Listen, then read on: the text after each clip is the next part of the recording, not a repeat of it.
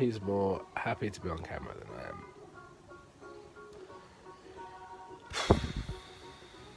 Aiden?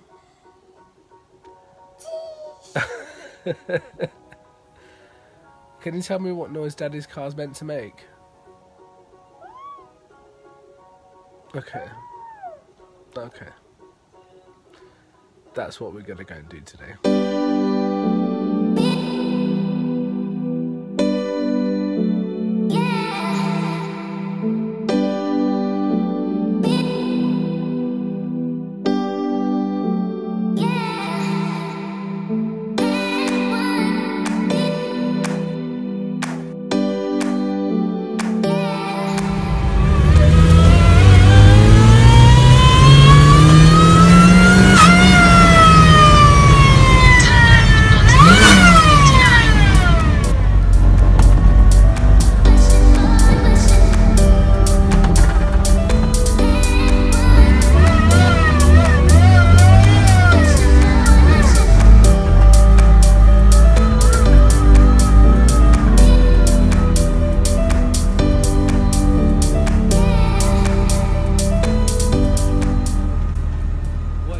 It's Kraigy here. This is episode 2 of my YouTube series in 2019 we're at now. So today we're here at Skuzzle Motorsport. I can't get used to this. And we are going to be working on my car. Nick and Mark have kindly given up 2 days to get it ready for Saturday, which is the first round of Formula G. So today, supercharger stuff is happening, throttles and all that good stuff. I'm going to get the technical guy to explain everything because, as you already know from the first episode, I am useless at doing or understanding any of that. I just get in the thing and drive it. However, this year I've promised I'm going to get better, I'm going to learn, and I'm going to be a knowledgeable thing when I eventually get around to actually understanding. My brain needs to work, I need a coffee. So yeah, have a look what we've got down at the workshop this morning.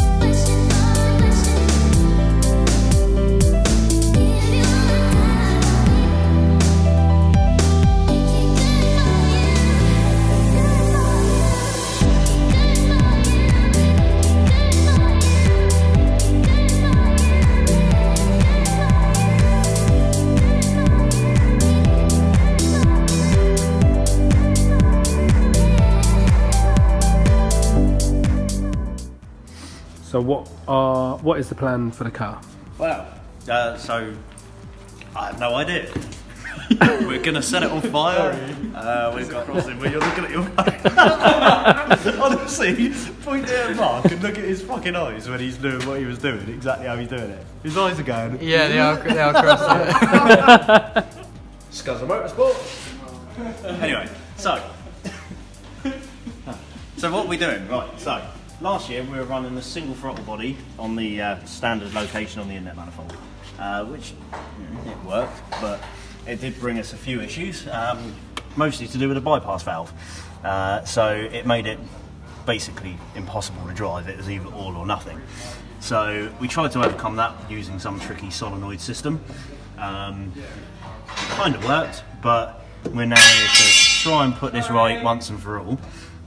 With moving the throttle body from there back to here where it was the year before, and putting a dummy over there, and that's how it was when it was at its best. So fingers crossed it works again.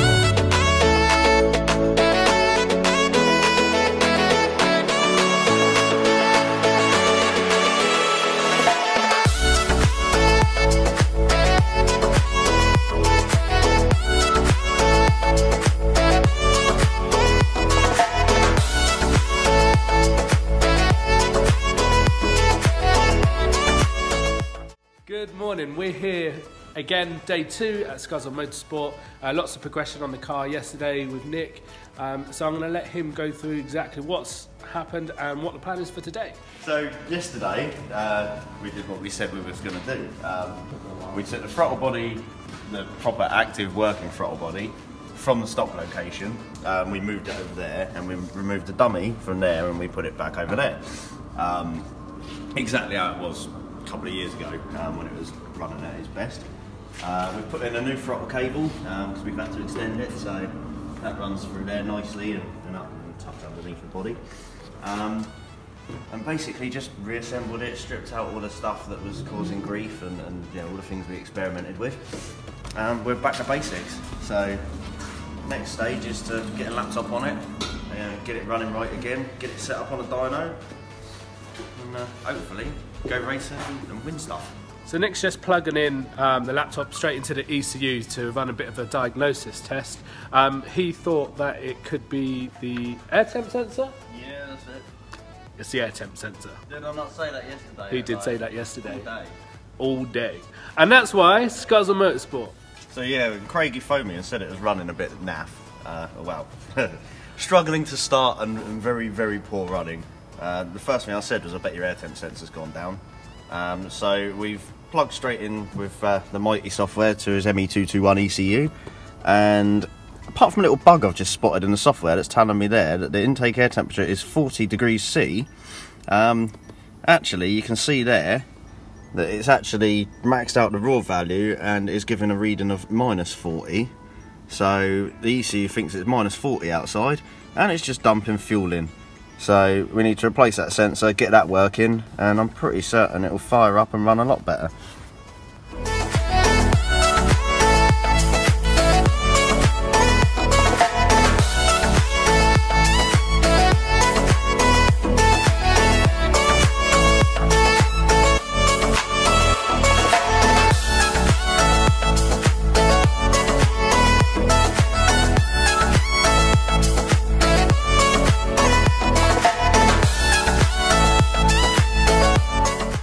Works now.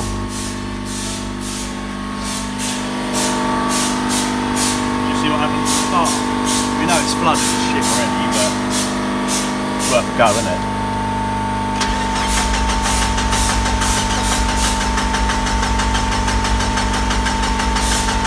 Wow! So Nick has found an issue with what he believes to be the firmware. Car's starting up beautifully, but unfortunately it's just not idling right.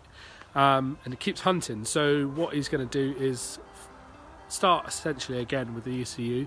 He's going to reflash it with new firmware and essentially load up a base map and start from scratch, but copying over the map details from the last map and kind of see where we go from there. So yeah, you'll see. Yo, so we had a weird little glitch earlier, not something I've seen before, but when the car was running I was watching this on the screen. Don't know if you can see that. So the ignition advanced final angle, and what was happening with that was it was idling, and then as the idle speed came down to about 1000 RPM, I could see that figure dropping down to sort of 9 degrees. So it was dropping the revs down too fast. The idle routine was struggling to keep up. But I went through the whole map and couldn't actually find any reason for it. There was no settings, nothing that would cause that to happen. So we've just reflashed another firmware on it, exactly the same firmware as what was on it before, but just a fresh flash. I've put a new map on it from one of my base maps, and then imported the original tables from Kraigy's map. And the interesting thing is, I've already changed it now, but if I do this again, so if you see there, we've got 15.5 degrees everywhere around all the idle cells. But if I open Kraigy's map again, which is this one here, boom, we'll only bring in that one ignition table so you can see what I mean. Wherever the hell that's gone. Right, it's further down then. Right, so ignition table 1, primary. Load that.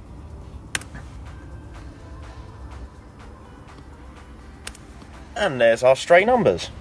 They weren't showing up in the previous flash of the firmware, but they are now. Right, so Nick's been working on the car. All seems to be all good now. He's now got it on the dyno, ready to just run it up, make sure that everything is running okay, and then should be good to go and race. So, yeah.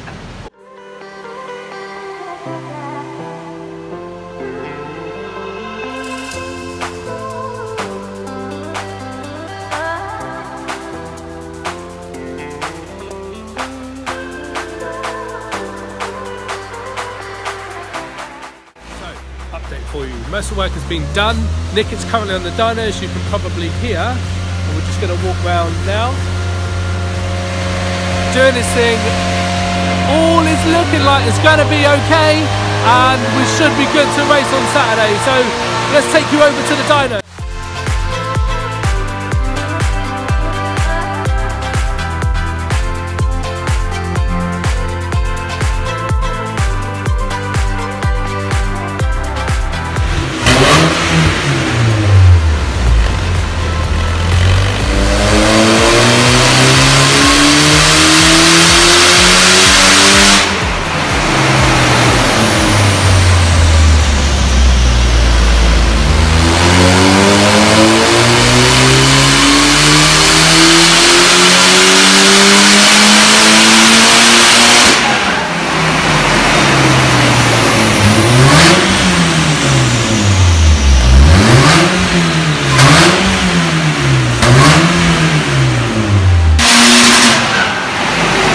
Right, we are about done here today. Nick and Mark have done an awesome job. Nick spent lots of time getting the car just right and to suit my driving style, which it really does. I've just been out on a road test.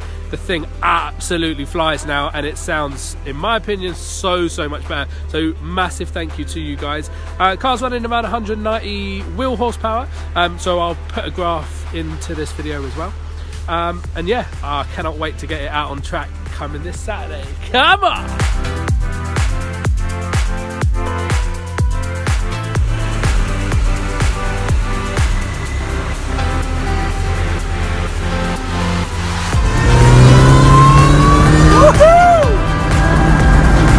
So good. Thank you guys.